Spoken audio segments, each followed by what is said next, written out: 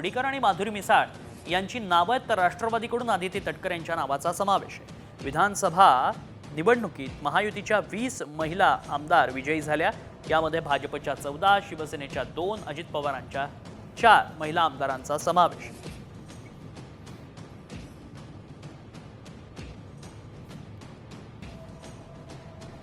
म्हणून जे 2 वर्ष पायाला भिंगरी लावून ते जे पूर्ण महाराष्ट्र फिरले आणि त्याची पोचपावती आज त्यांना मिळाली आहे आणि म्हणून आज ते मंत्रिपदाची शपथ घेत आहे आणि त्याविषयी आम्ही फार आनंदी आहे, कारण पक्षश्रेष्ठींनी त्यांच्यावर पुन्हा एकदा विश्वास टाकला आहे आणि ते विश्वासाचा सार्थक नक्की करेल। तुम्ही म्हणालात भिंगरी लावून फिरत होते, नेमके कशा पद्धतीने भिंगरी लावून फिरत होते? घरी वेळ देत नव्हते म्हणायचं का?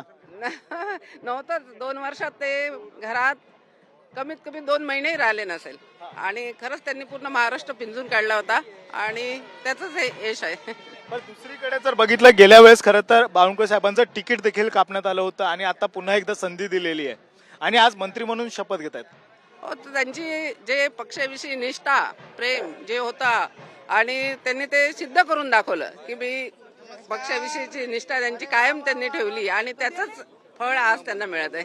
गेल्या वेळेस खरं तर ऊर्जा होती, ऊर्जा मंत्री होतं, हीच ऊर्जा नेमकी कशा पद्धतीने मिळत होती?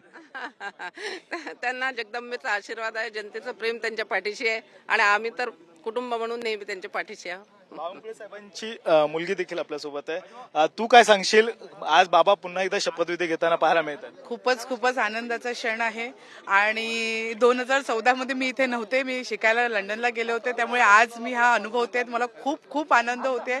मी खूप वाट बघत होती या दिवसाचा आणि खूप आनंद आहे आम्हाला। आई सांगत होती की बाबा भिंगरी लागून फिरत होते, 2 वर्षामध्ये फक्त 2 महिने पण घरात नव्हते। नक्कीच त्यांनी पूर्णपणे 100% जे त्यांना पदभार दिलं त्याच्याशी पूर्णपणे त्यांनी निष्ठाने ते कार्य केलं आणि नव्हते घरी वेळ देत, पण आम्ही समजून घेतो आणि आमच्यानी जितके होईल आम्ही त्यांना योगदान देत होतो त्यांच्या या कामात। हे कुटुंबाचं योगदान होतं आणि त्यामुळे हे घवघवीत यश आहे ते प्राप्त झालेलं पाहायला मिळतंय। व्हिडिओ अरविंद सह गणेश कवडे, साम टीव्ही मराठी, नागपूर।